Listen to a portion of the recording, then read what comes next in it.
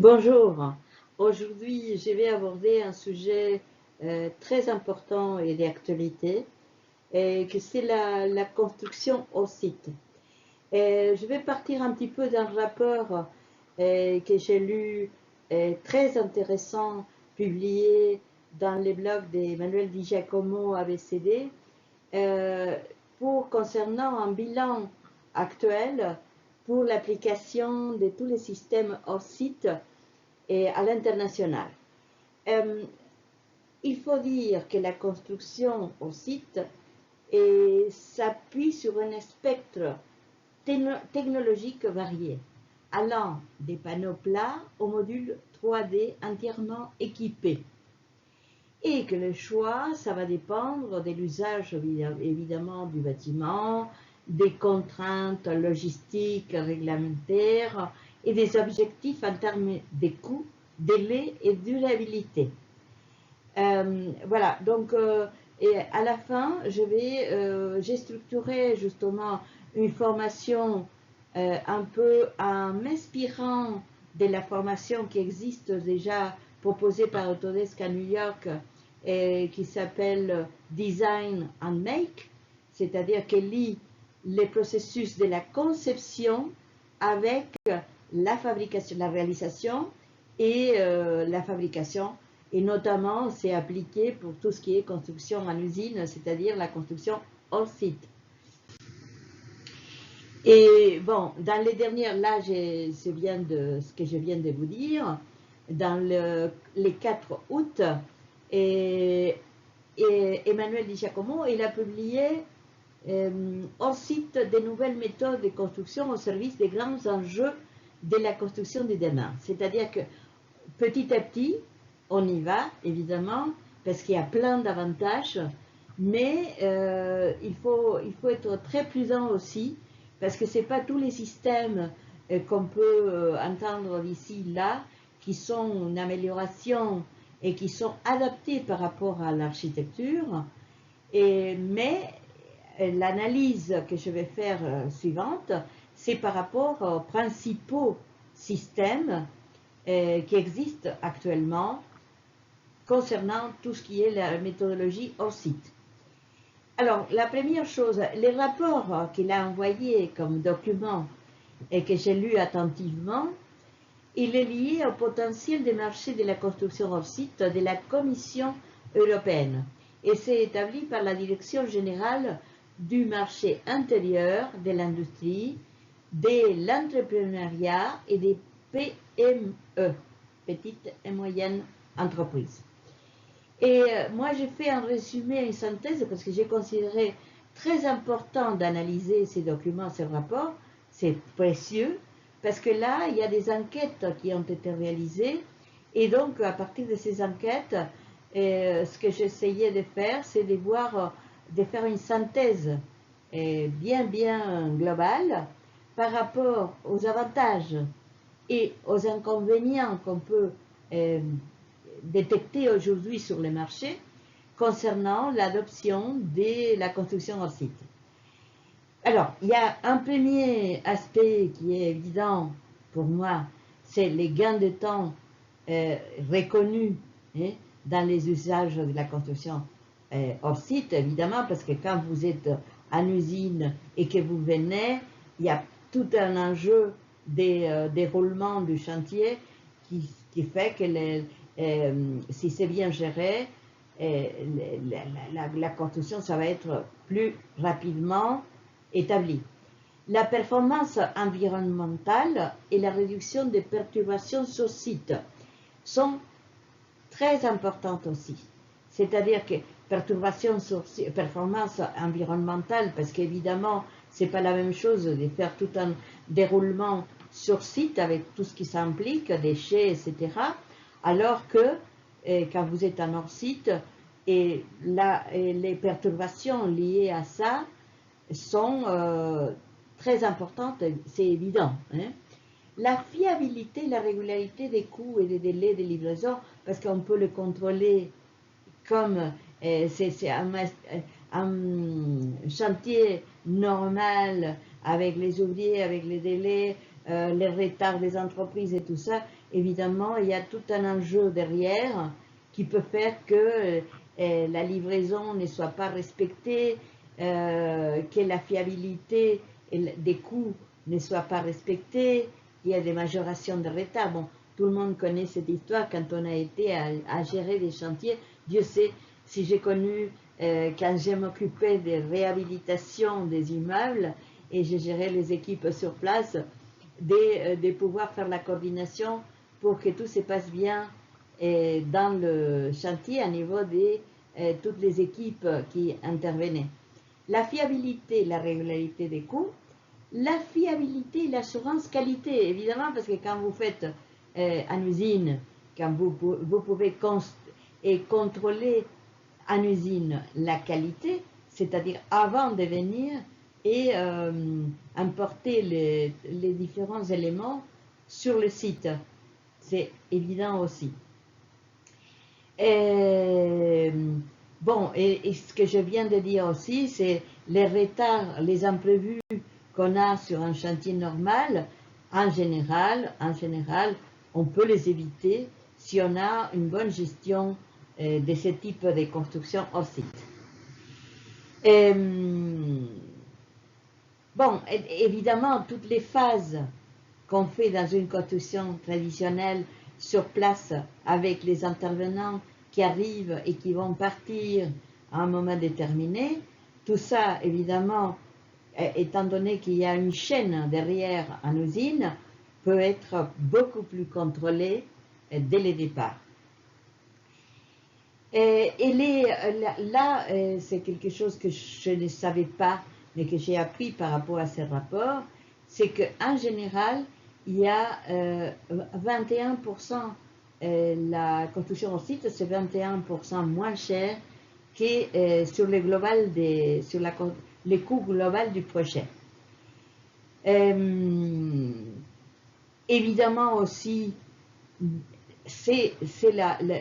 quand on importe des matériaux qui sont transportés sur site pour fabriquer les bétons, pour faire ça, les poids et les transports, ça, c'est un poids, et ça vaut la peine de dire ça, c'est un poids important par rapport à la totalité. Alors que dans les transports de la construction sur site, évidemment, le poids s'est intégré aussi comme un facteur déterminé dans la détermination des volumes qu'on va importer.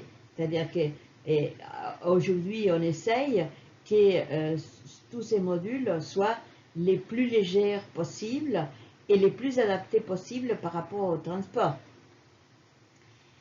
Les méthodes hors site ont réduit la durée des perturbations du voisinage de 77%. 77%. Je ne sais pas si vous vous rendez compte, mais quand vous avez des chantiers qui sont à proximité, on sait toujours tout ce que ça peut représenter à niveau des perturbations, des bruits, des déplacements, des déchets, tout ça avec les voisins, si c'est un milieu urbain dense, et on sait tous les dégâts qu'on peut avoir. Alors qu'évidemment, dans la construction hors site, ceci ne peut pas exister. Et l'empreinte carbone, qui c'est aussi, ça a été analysé dans ce rapport, on dit qu'on réduit 8,5% de l'empreinte carbone. Voilà, donc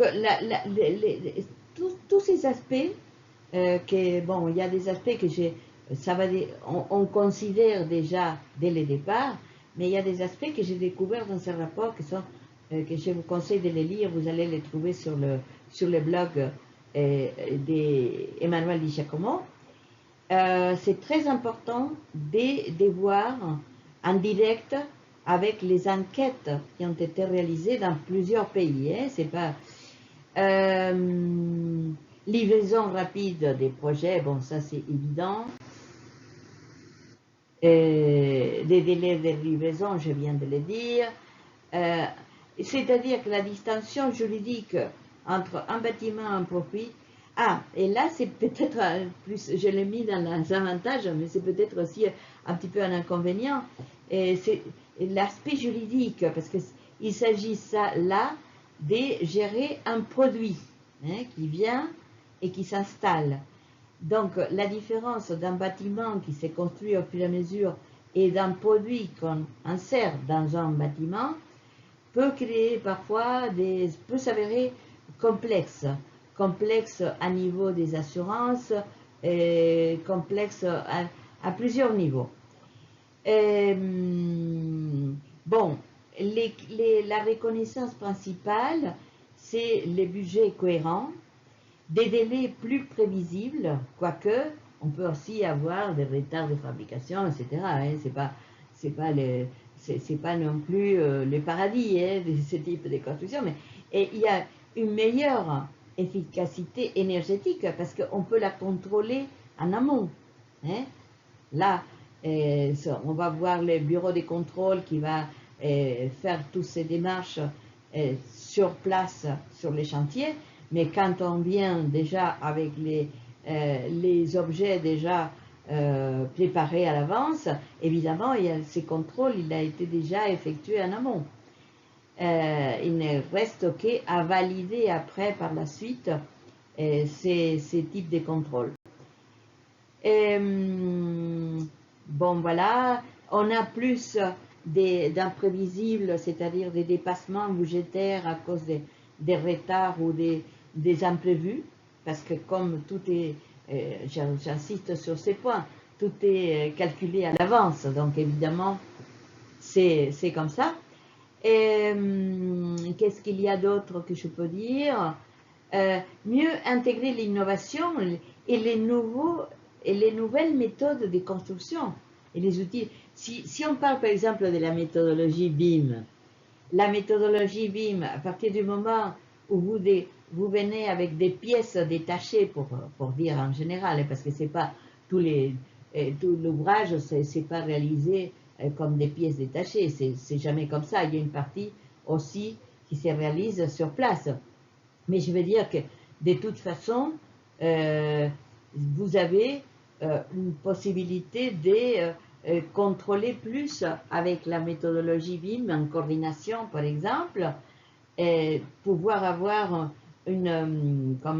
un contrôle de chaque spécificité, parce que tout est une chaîne comme c'est la chaîne industrielle d'un produit n'importe lequel.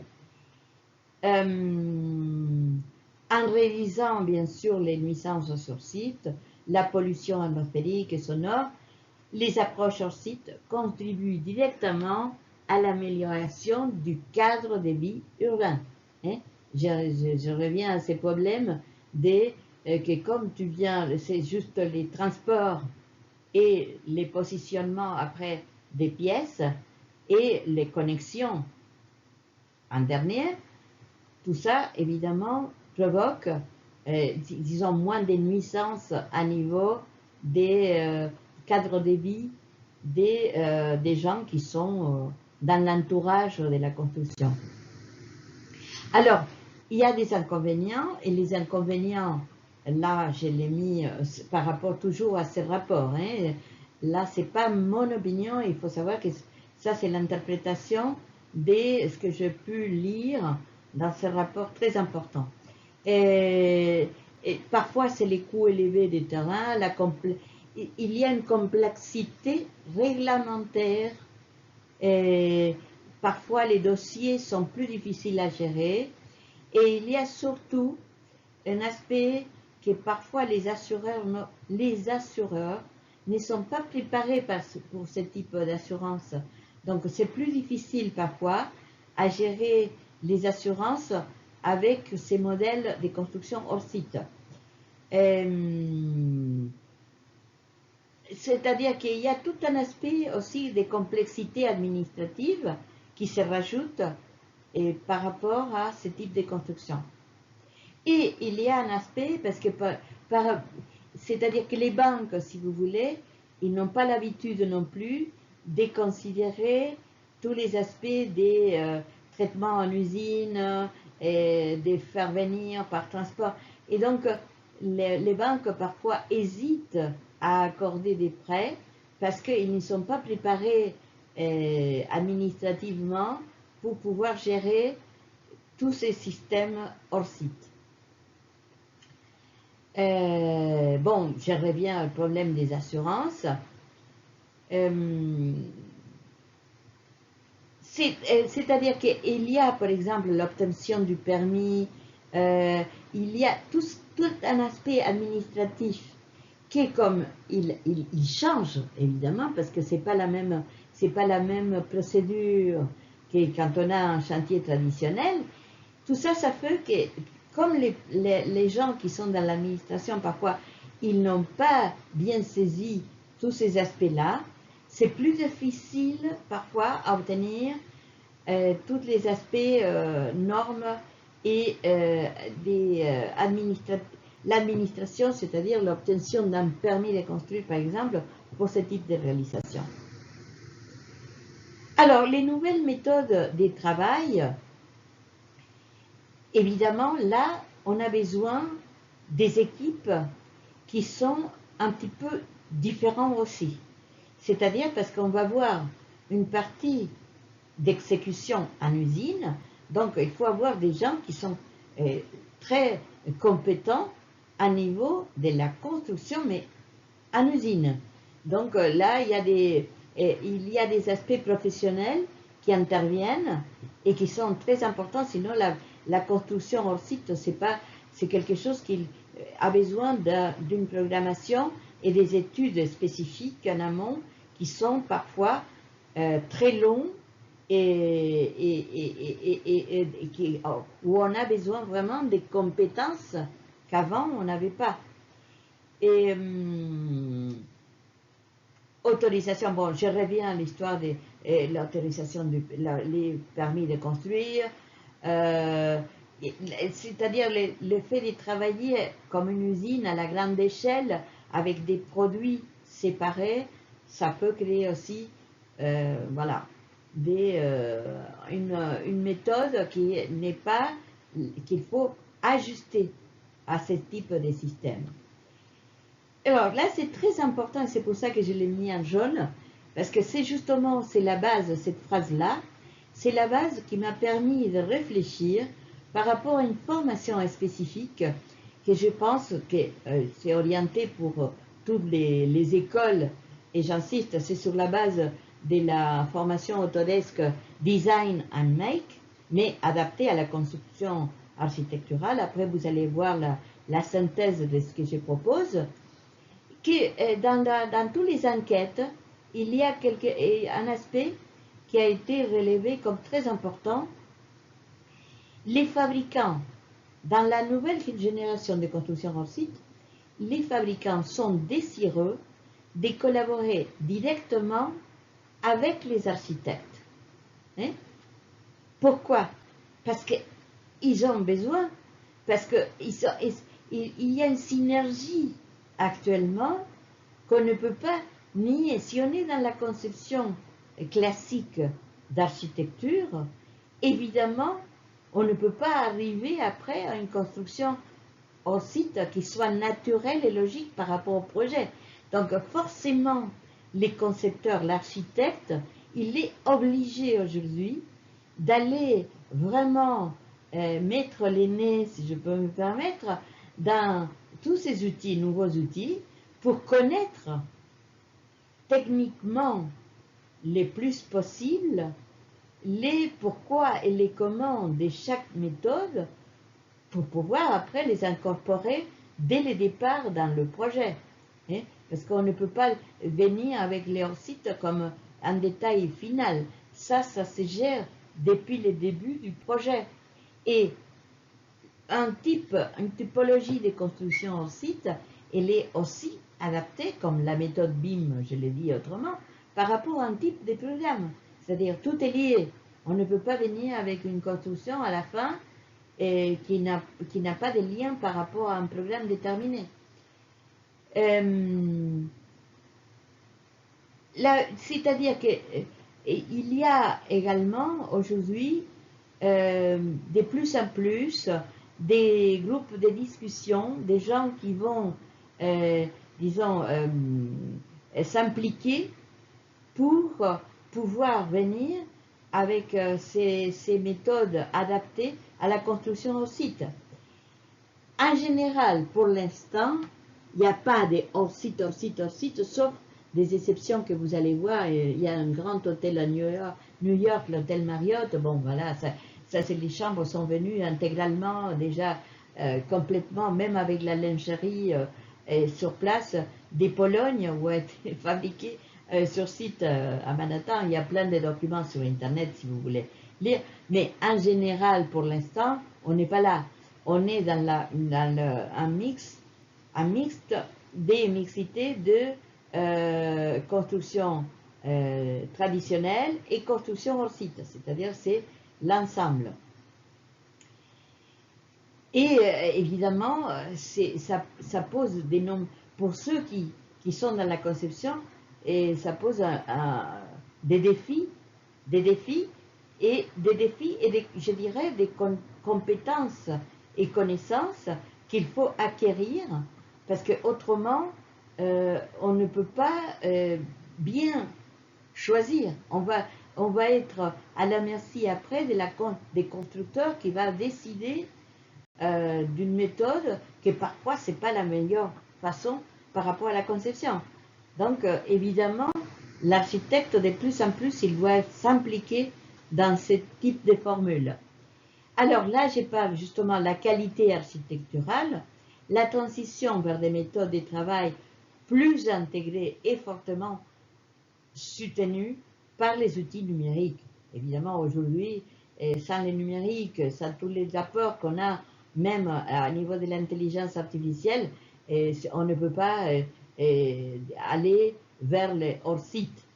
C'est indispensable parce que lier la conception à la fabrication, ça s'est fait d'une façon virtuelle avec des modèles virtuels.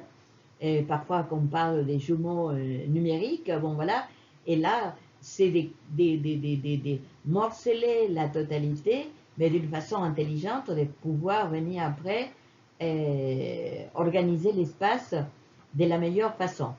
Et la méthodologie, tout le monde est d'accord dans ces rapports, par rapport à ce que j'ai pu lire, tout le monde est d'accord que la méthodologie BIM, hein, Building Information Modeling, reste quand même la méthodologie la plus adaptée pour gérer ce type de modèles de construction.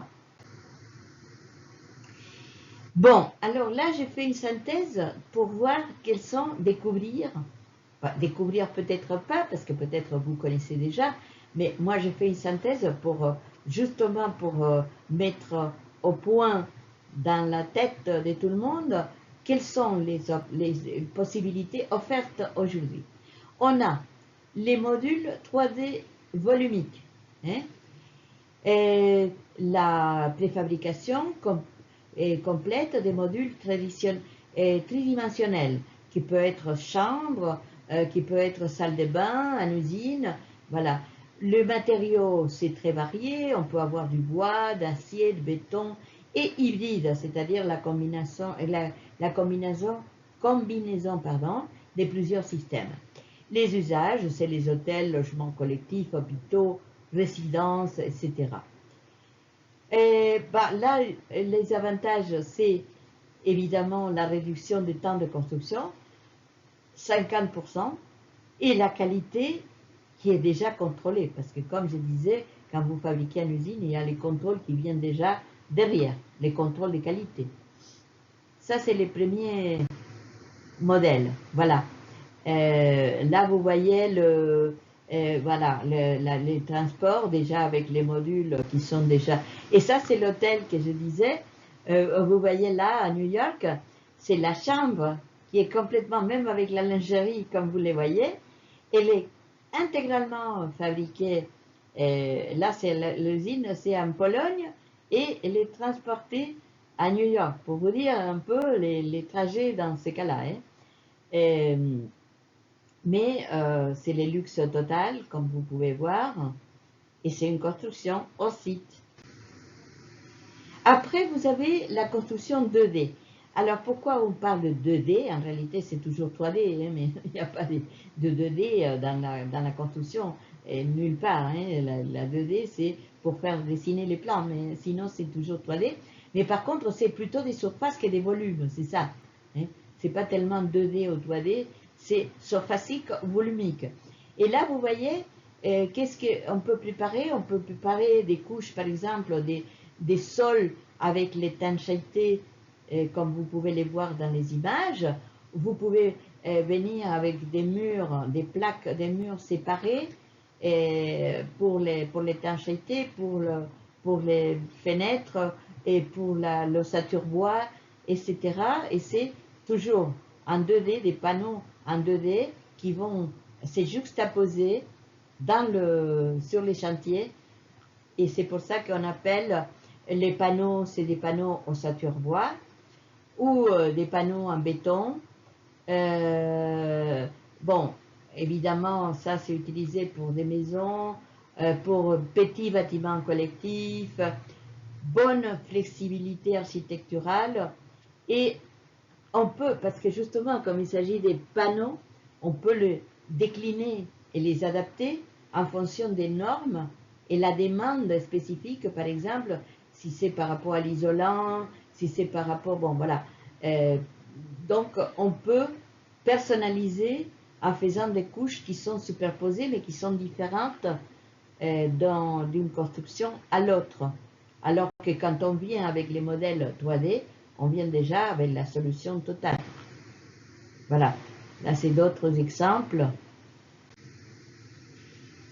Après, il y a les structures en ossature légère. Ça, c'est hyper important parce que, en général, et par rapport à un type d'architecture, moi-même, par exemple, par rapport à ces concepts que j'ai de coworking et living smart, et je suis en train de voir pour décliner ces modèles avec un système d'ossature légère.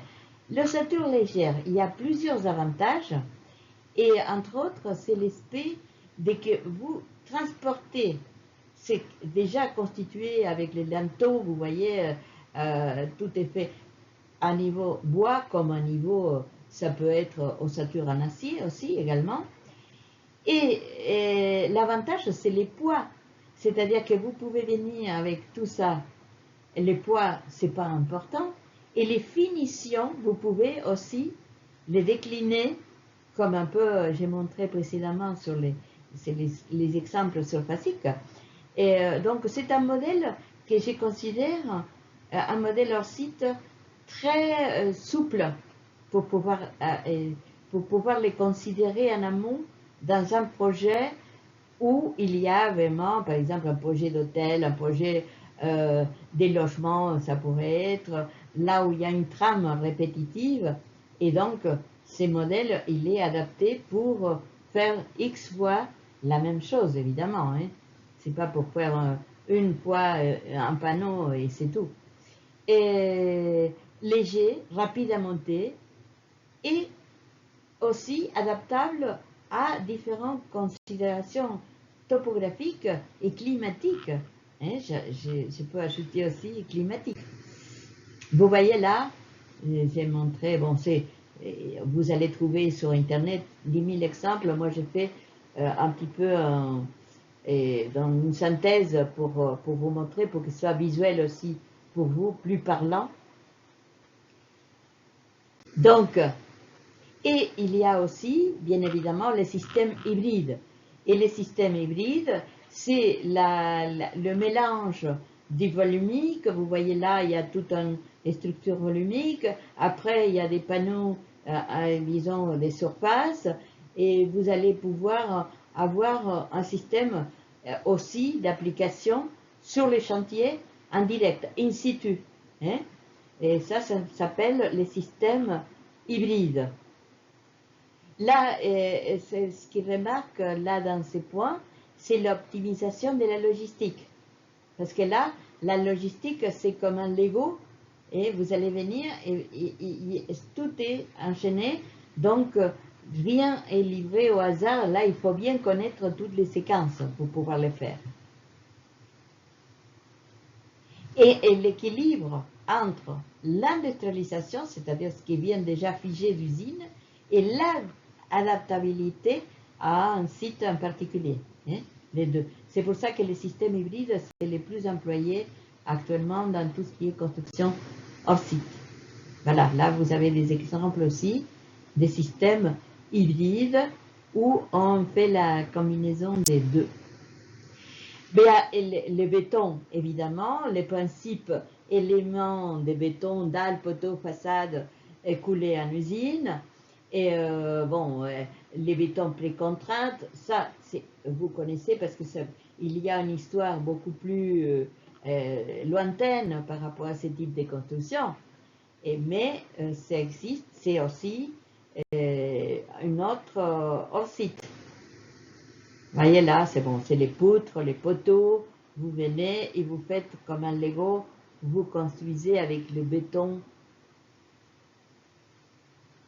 Alors parfois, là aussi, il y a une partie pour faire léger, une partie qui vient avec les structures béton, et il y a une autre partie qui est coulée sur place in situ pour alléger justement les éléments des structures que vous allez proposer dans votre ouvrage.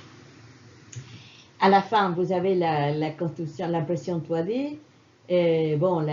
La fabrication, aujourd'hui, on a des exemples de plus en plus complexes au niveau de la construction, impression en 3D. Vous voyez en dessous la possibilité de construire en courbe. Hein. Ça s'améliore au fur et à mesure. Avant, c'était un peu rustique. On avait les tracés qui étaient à la fin, quand on voyait l'ouvrage, on voyait vraiment une masse d'impression en 3D. Petit à petit, il y a des technologies qui s'adaptent beaucoup plus à une vraie construction comme un système traditionnel. Là, vous voyez un peu excentrique, hein, la construction, vous voyez en dessous, c'est la construction en terre cuite, hein, en 3D, mais en terre cuite. L'autre, c'est en béton. Bon, voilà, il y a des formes que vous pouvez faire. Actuellement, il y a beaucoup plus de possibilités avec les vocabulaires de la construction impression en 3D. Les micromodules, bon, c'est la dernière, là, c'est 7 micromodules. Ça veut dire que c'est des petites unités comme, par exemple, blocs sanitaires. En général, bon, c'est pour les extérieurs aussi. Mais vous allez pouvoir obtenir aussi c'est des petits modules qui sont, évidemment, l'avantage, c'est la livraison directe, la standardisation, parce que là, vous pouvez faire, comme c'est à l'unité, vous pouvez faire la standardisation maximum pour que tout soit les coûts et les aspects des portées, tout l'aspect structurel soit le plus léger possible. Vous voyez, par exemple, là, c'est des éléments, des unités sanitaires. C'est les cas classiques, hein, les unités sanitaires faites comme des micro-capsules. Voilà, donc là, j'ai complété un petit peu toute la série des possibilités qu'on a avec la construction hors site. Et là, ce que je voulais aussi introduire là, c'est un intégrateur qui a été rajouté comme un plugin pour Revit. Et c'est un partenariat avec Autodesk. Et ça s'appelle Copé AI, intelligence artificielle, hein, Copé. Et que ça relie Copé AI, ça relie à Revit et Tekla. Alors pourquoi je reviens à la phrase que j'avais tout à l'heure, j'avais parlé d'un groupe de discussions composé des fournisseurs, des fabricants et des architectes aussi, de pouvoir vraiment lier l'aspect fabrication avec l'aspect conception. Hein. Et c'est ça pour moi qu'il faut, là, c'est le point principal, et j'insiste sur ça, pour l'enseignement aujourd'hui de l'architecture, cet aspect des constructions hors site doit être traité comme un aspect essentiel à partir de la conception architecturale jusqu'à la réalisation. Et ce qui fait, c'est un peu au départ, hein, j'ai essayé de voir, pour l'instant on n'a pas tellement de choix, mais je pense que ça va se développer très vite. Ce système d'intégrateur permet lier la conception à la fabrication, c'est-à-dire que moi je vais pouvoir avec mon projet, avec l'idée de cette formation design en Make, je vais pouvoir gérer, par exemple, ça j'ai fait les études par rapport à mon concept et j'ai appliqué justement un système léger en bois, un peu comme je vous ai montré précédemment, pour pouvoir faire la fabrication des éléments des panneaux avec les structures déjà bien paramétrées. Et ça, c'est grâce à l'intégrateur qui va me proposer, en fonction de la dimension de mon panneau, en fonction des charges, etc., qui va me proposer un système, et que moi-même, évidemment, le système, c'est pas magique, hein, je dois choisir un système plutôt qu'un autre, mais je peux venir et obtenir toutes les pièces pour pouvoir après voir avec les fabricants et même les possibilités de modification, c'est-à-dire qu'avec Copé AI, avec ces nouveaux systèmes plateformes, je vais pouvoir mon projet l'amener à des pièces, des puzzles qui vont composer d'une façon strictement professionnelle, c'est pas n'importe quoi, mais lié déjà à un modèle de fabrication. Hein? C'est pas n'importe. On doit petit à petit, je pense qu'on va pouvoir de cette façon, sur Revit bien en amont, pouvoir choisir un système de fabrication et aller chercher dans ce type de plateforme les vocabulaires spécifiques avec les pièces détaillées, ce qui va me permettre de magique mon projet déjà préparé pour aller à la fabrication hors site. Donc c'est un outil qu'évidemment je pense ça va, pour l'instant c'est bien précaire, hein, mais je pense que ça va se développer forcément très vite. Voilà, là je vous montre, c'est une démonstration que vous pouvez regarder sur internet de l'intégrateur, et là il vous montre tout ce que vous pouvez faire à niveau de venir avec votre projet Revit.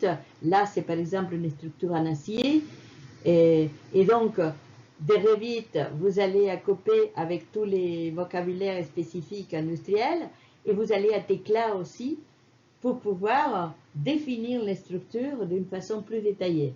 Donc, c'est une chaîne parfaite pour pouvoir travailler avec la conception et la réalisation ensemble.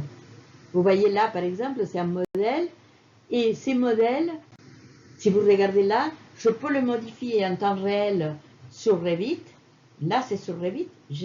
Et il va me modifier toutes les pièces dont j'ai besoin pour que ces modèles soient faisables. C'est la faisabilité que je contrôle là.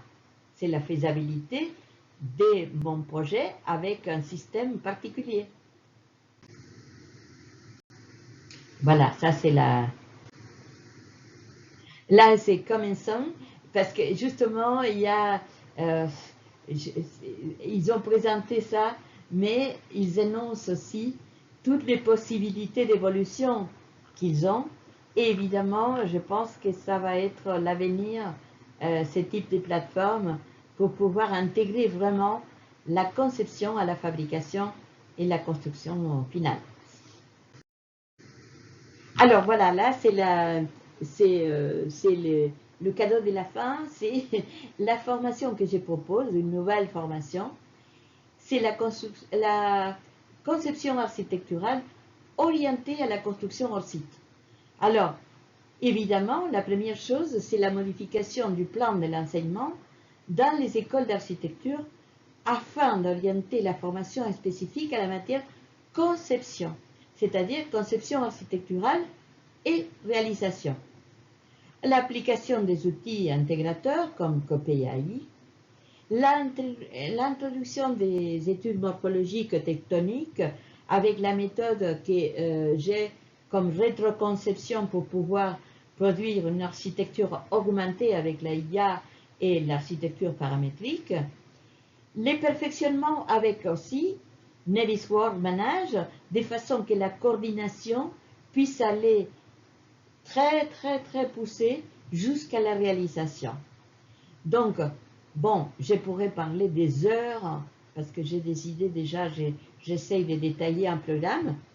Vous pouvez consulter tout ça sur mon site internet, bimconseil.com, ou alors me contacter en direct. Et puis, je vous remercie et je vous dis à la prochaine vidéo. Merci beaucoup.